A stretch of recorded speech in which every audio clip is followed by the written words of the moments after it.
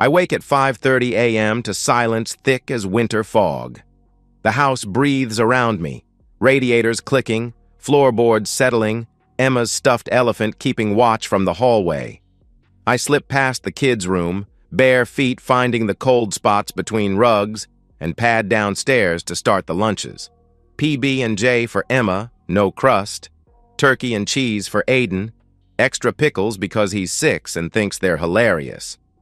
I line up the Tupperware containers like soldiers, each labeled in my careful block letters. The routine steadies me, gives shape to mornings that feel increasingly hollow. Mitzi appears at 6:15, already dressed in a tailored navy dress that hugs curves I used to trace with my fingertips. Her heels click against hardwood as she moves through the kitchen with purpose I don't recognize.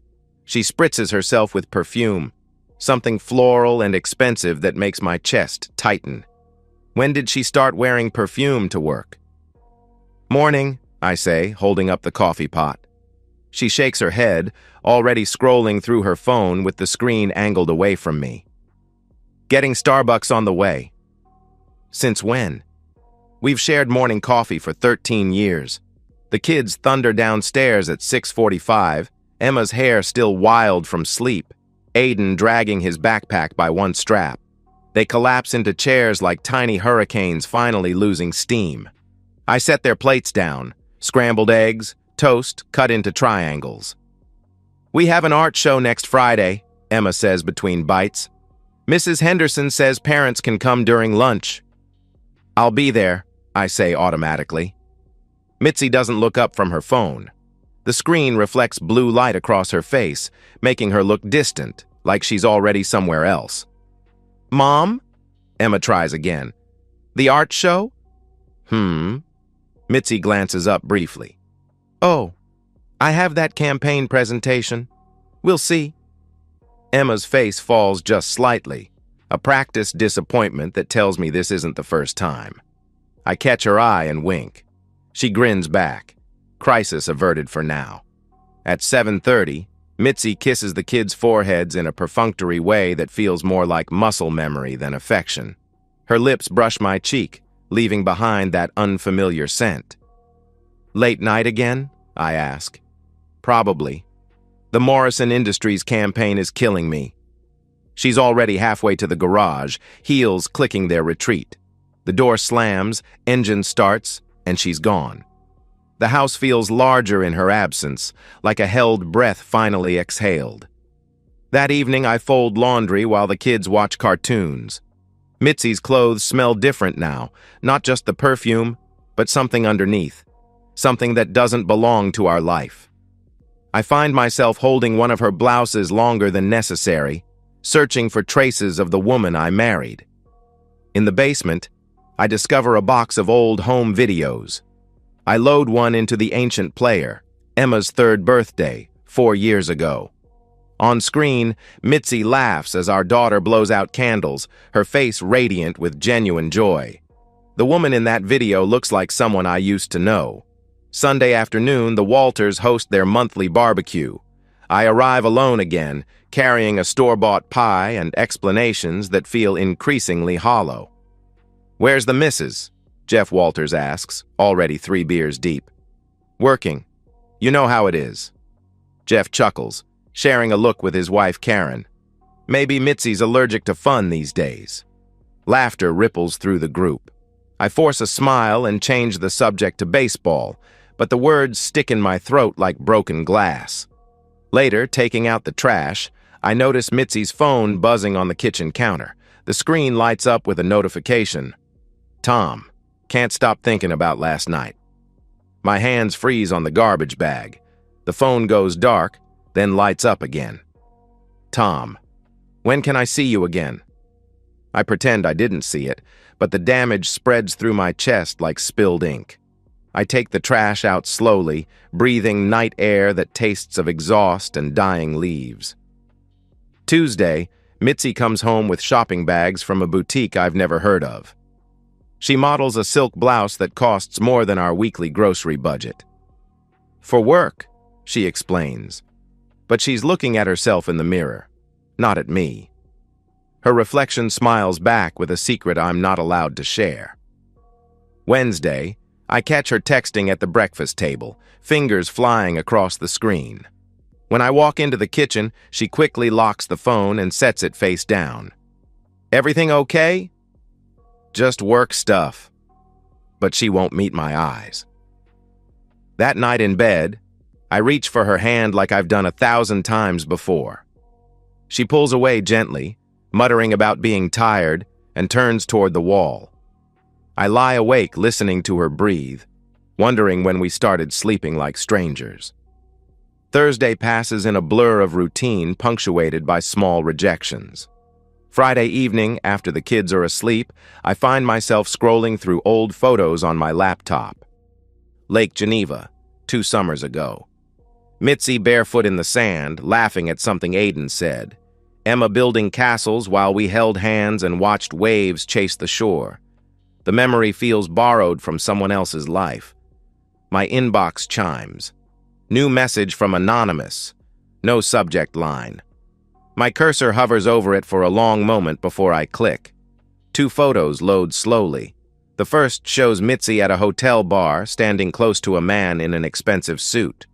Too close. Their body language speaks a language I've never learned to read.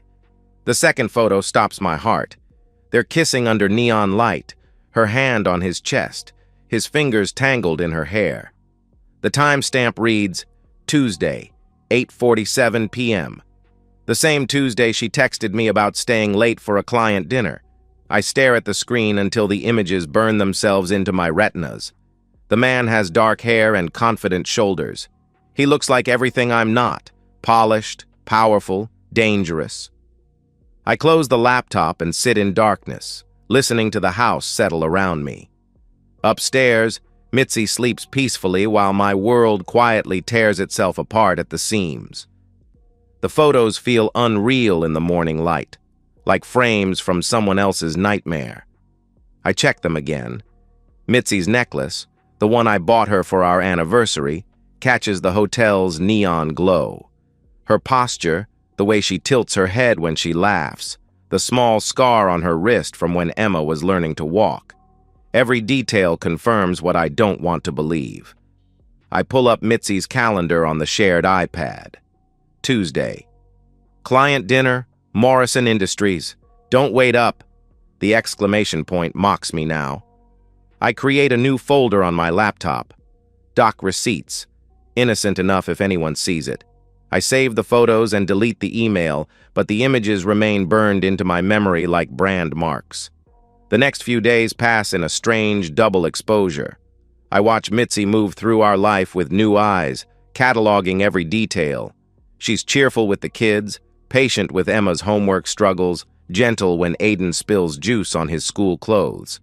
But when we're alone, she becomes someone else, distant, distracted, checking her phone with the practiced secrecy of a spy. "Why does Mom smell like Uncle Jeff's cologne now?" Emma asks Friday morning, wrinkling her nose as Mitzi hurries past. My coffee cup freezes halfway to my lips. Maybe she borrowed his car freshener?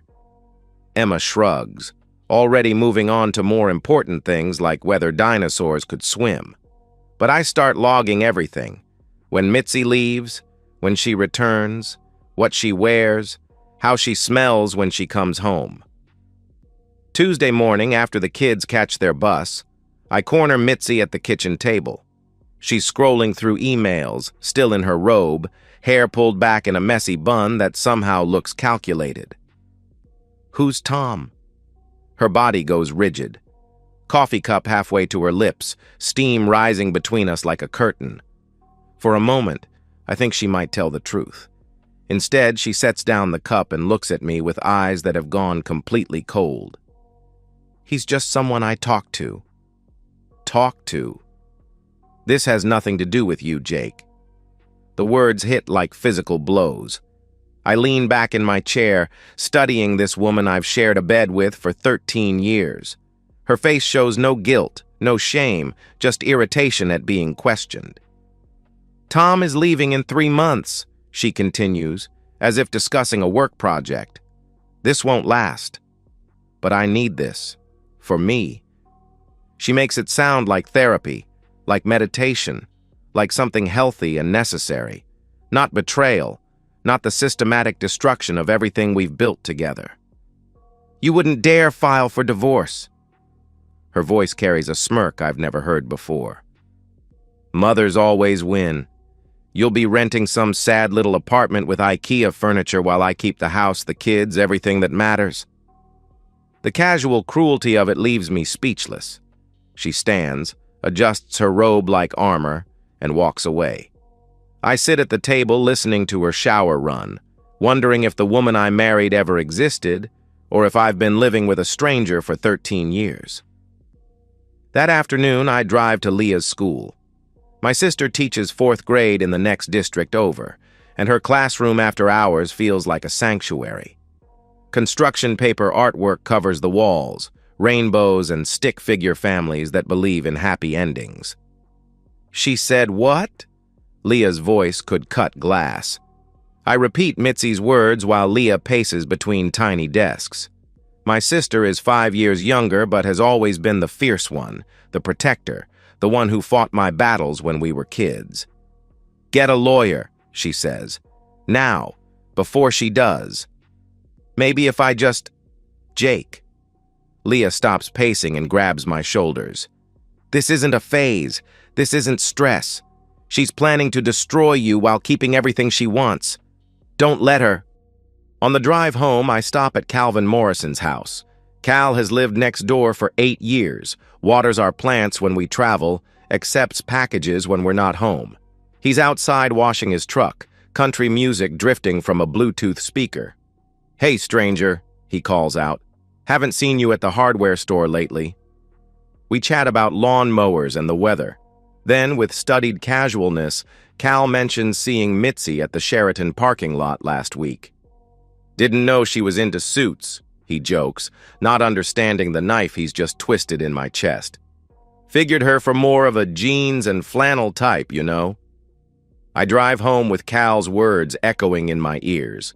The Sheraton, where the photos were taken. How many people have seen her?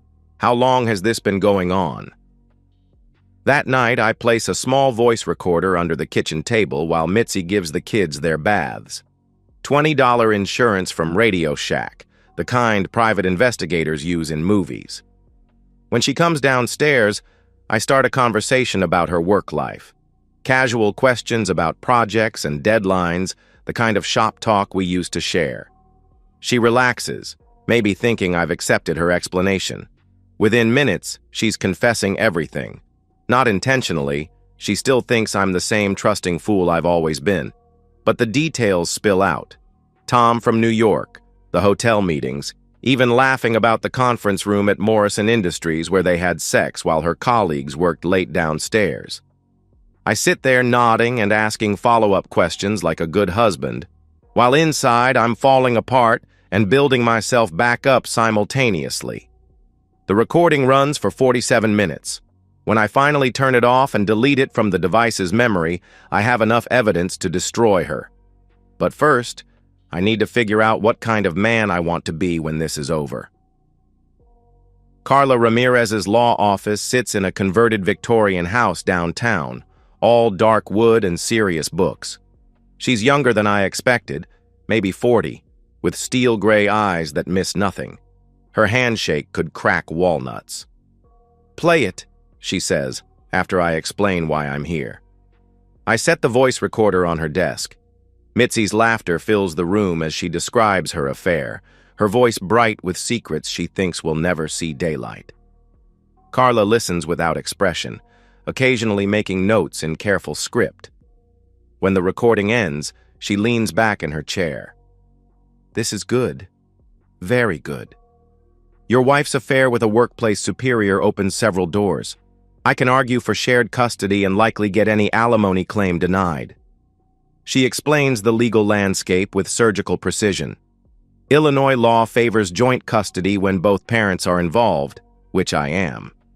Mitzi's threats about mothers always winning are mostly bluster, especially with evidence of misconduct. "But you need more than this," Carla continues. "Digital evidence, paper trails, Documentation of the timeline. Can you get that? I can. At home, I set up a systematic evidence collection system. Screenshots of shared calendar entries, time-stamped automatically. Cloud backup data from our family Apple account that Mitzi forgot I had access to. GPS logs from our shared car account showing trips to the Sheraton when she claimed to be at client dinners. The text messages between Mitzi and Tom make my stomach turn. Explicit discussions of hotel rooms and creative uses of Morrison Industries office space. Worse are the casual dismissals of our family, our marriage reduced to an inconvenience they have to work around.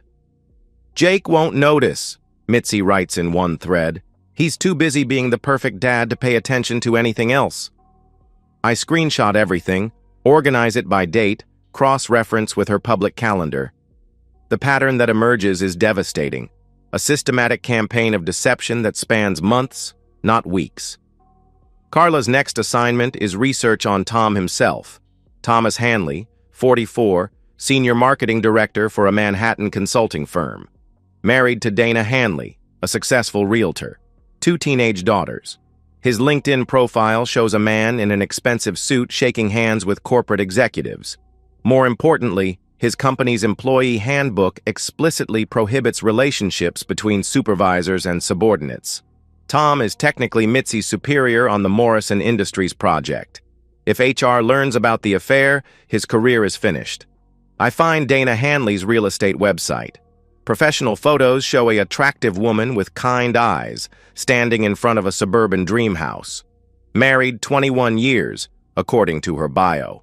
I bookmark her contact information but don't reach out. Not yet. Instead, I start a journal. Not for therapy, though Dr. Beck would approve, but to keep myself focused on what this is really about. Not revenge, justice, not destruction, truth. I write every night after the kids go to bed, documenting not just evidence but motivation. This isn't about making Mitzi suffer, I write. It's about stopping her from making me disappear. One evening, Mitzi tries to seduce me. Short black dress, wine, soft jazz playing from the Bluetooth speaker. She moves toward me with practiced sensuality, fingertips trailing along my arm. I stiffen and step back. You don't get to pretend it never happened. Her face transforms from sultry to furious in seconds. You're being cold, manipulative, controlling. She spits the words like accusations, her voice rising. I'm trying to connect with you and you're making me the villain. The gaslighting is so smooth I almost believe her. Almost. Instead, I turn and walk upstairs, leaving her alone with her wine and her lies. That night, she doesn't come to bed. I find her on the couch in the morning, still in the black dress, makeup smeared. She doesn't speak to me for 3 days, communicating only through the kids. Tell your father dinner is ready. Ask your father if he picked up the dry cleaning. I don't take the bait. Instead, I email myself a copy of the recorded confession and store it on an encrypted flash drive hidden in my toolbox. Insurance, in case Mitzi gets suspicious and starts covering her tracks. Carla prepares draft documents and instructs me to wait until Tom's HR office reopens after the President's Day holiday. Maximum impact requires perfect timing. The night before execution, I sit on Emma's bed after story time. She's curled up with her stuffed elephant, hair spread across the pillow like spun gold. Daddy? Yeah. Sweetheart? Are you and Mom fighting? My throat constricts. Grown-ups sometimes have disagreements, but whatever happens, I'm not going anywhere. You understand? I'll always be your dad.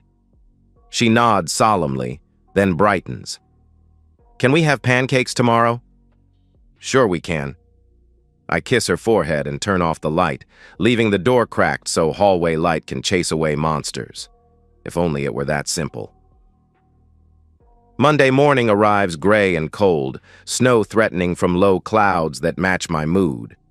I wake early and make pancakes as promised, watching Emma's face light up with maple syrup and childhood joy. These moments feel precious now, like photographs I'm taking before everything changes. At 10:02 a.m., while I'm reviewing blueprints at the engineering firm, my phone buzzes with a text from Carla. Package delivered. Downtown at Morrison Industries, a professional courier hands Mitzi divorce papers in front of her entire marketing team. I imagine her face as she signs for the envelope, the precise moment when her careful world begins to crumble. Simultaneously, 800 miles away in Manhattan, Tom Hanley receives his own package at corporate headquarters. Divorce papers wouldn't mean anything to him, but the enclosed transcript of Mitzi's confession and formal HR complaint will change everything. I work through lunch, focusing on load calculations and steel beam specifications, anything to keep my hands busy and mind occupied. At 3:15, my phone explodes with calls from Mitzi. I let them go to voicemail. She storms through our front door at 6:30, mascara streaked down her cheeks like war paint, still clutching the divorce papers. Emma and Aiden look up from their homework with wide eyes. "Upstairs," I tell them gently. "Finish your math up there." They scatter like startled birds. Mitzi waits until their footsteps fade before unleashing fury that shakes the windows. "You humiliated me," she screams. "In front of everyone, my career is ruined." I sit at the kitchen table, hands folded, voice steady. "Number, I just stopped lying for you." She comes at me with accusations, threats, tears that feel manufactured. I've seen this performance before, the wounded victim routine that worked for 13 years. Not anymore. "I gave you everything," she sobs. "My best years, my body after 2 pregnancies, my dreams so you could build your little suburban life." "And I gave you my trust," I reply. "You decided it was worthless." By Thursday, Tom Hanley is pulled from the Morrison Industries project pending investigation. Friday brings suspension without pay. Monday, he's terminated for violating company policy. Carla's contacts in New York confirm the details through careful legal channels. Dana Hanley files for divorce Wednesday morning. She sends me a brief email through Carla. "Thank you for telling me the truth. I deserve to know what my husband was really doing in Chicago." The local PTA network buzzes with whispers. Mitzi is quietly removed from the fundraising committee. Her boss suggests she work remotely until the situation stabilizes. The suburban social structure that once protected her now turns its back with surgical precision. Court hearings begin in March. Carla presents our evidence like a prosecutor building a case. Voice recordings, digital evidence, documented timeline of deception. Mitzi's lawyer, a tired-looking man in an expensive suit, struggles to mount any defense beyond character assassination. "My client was going through a difficult period," he argues. "Temporary poor judgment shouldn't destroy a family." Judge Martinez, a woman in her 60s with no patience for excuses, listens with growing irritation. When Mitzi takes the stand and tries to minimize the affair as a brief lapse in judgment, the judge cuts her off. "Mrs. Martin, this court has heard 47 minutes of recorded confession detailing systematic deception spanning 6 months. That's not a lapse, that's a pattern." The final ruling comes in April. Joint custody, 50-50 split. No alimony due to equal earning capacity and Mitzi's demonstrated misconduct. I get the kids alternating weeks, holidays split fairly, school events shared. Mitzi tries one last manipulation, cornering me in the courthouse hallway. "Can we make a deal?" "I'll drop the custody fight if you withdraw the HR complaint. Tom lost his job, his wife, everything. Isn't that enough?" I study her face, searching for the woman I once loved.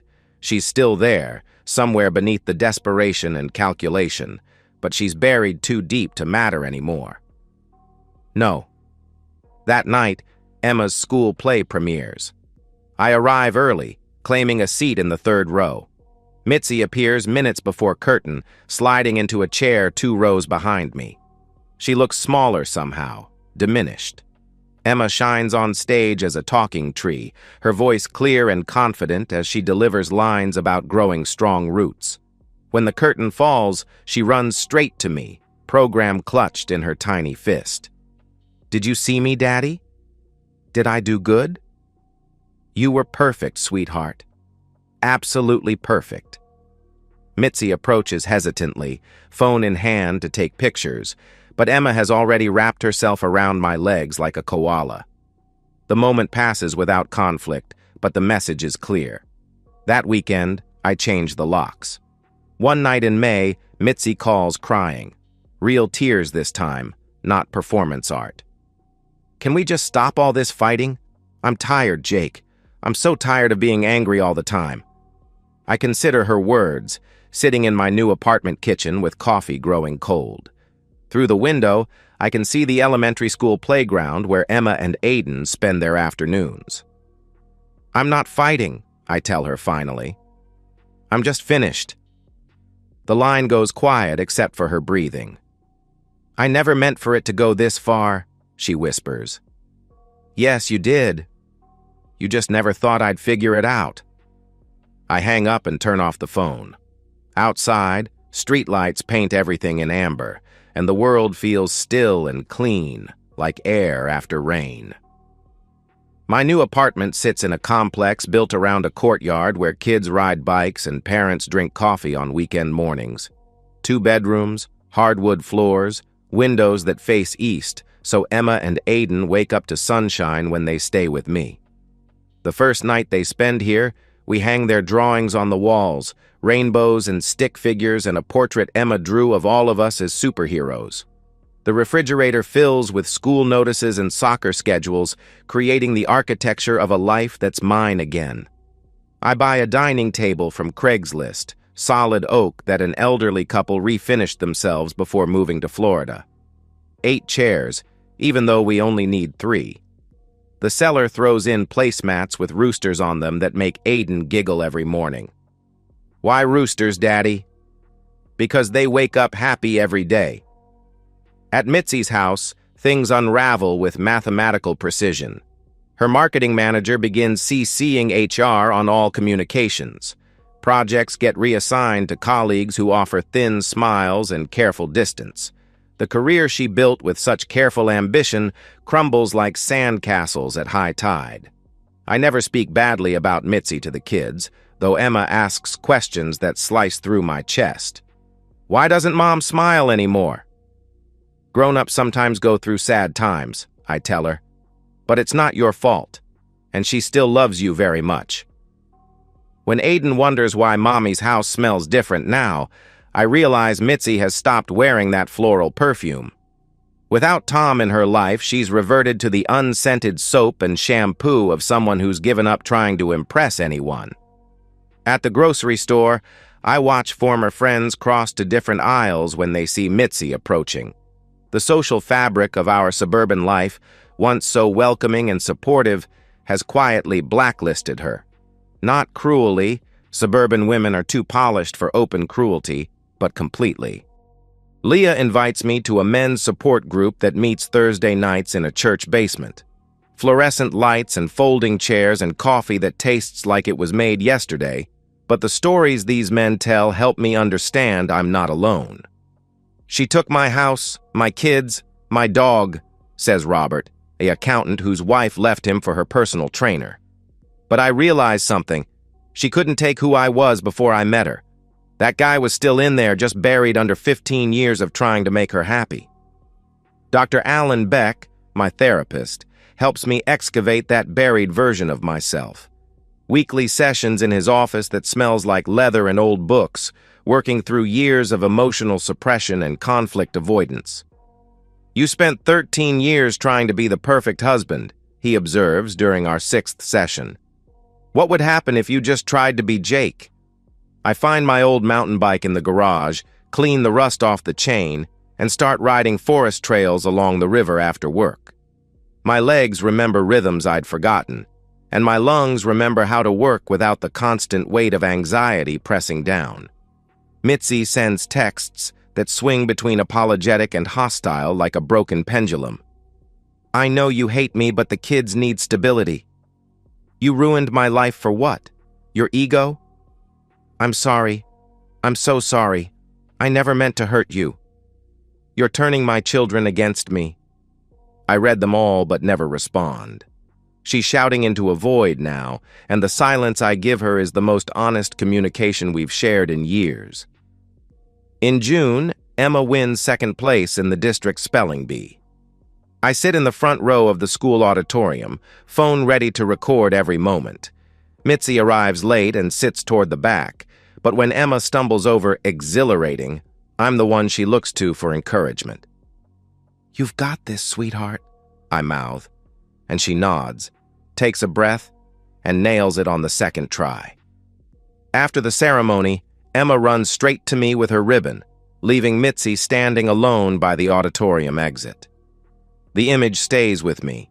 My ex-wife isolated while our daughter chooses the parent who shows up, pays attention, celebrates victories without reservation. For Aiden's 7th birthday, I throw a party at the neighborhood park. Nothing elaborate.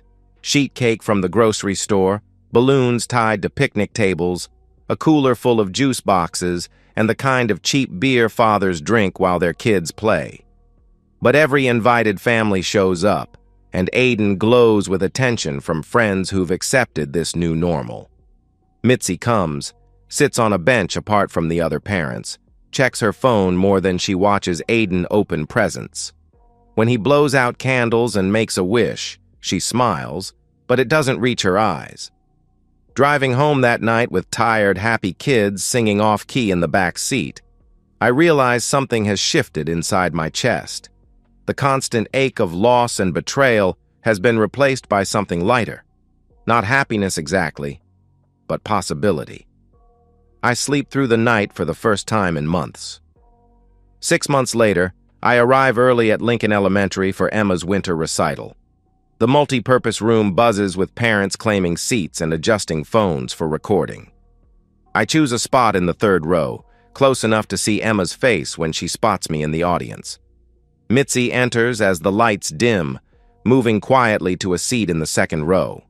Her hair lacks its former polish, pulled back in a simple ponytail that suggests practicality over style. Her phone stays in her purse, a small miracle I wouldn't have believed possible a year ago.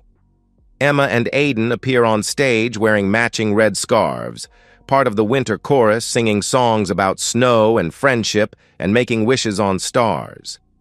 Emma's voice rises clear and strong above the others when she gets her solo verse, and I record every second while my heart swells with pride. When the final song ends and the children take their bows, Emma scans the audience and finds my face. Her smile could power the building. Aiden waves from the back row, still shy about performing but proud of his big sister.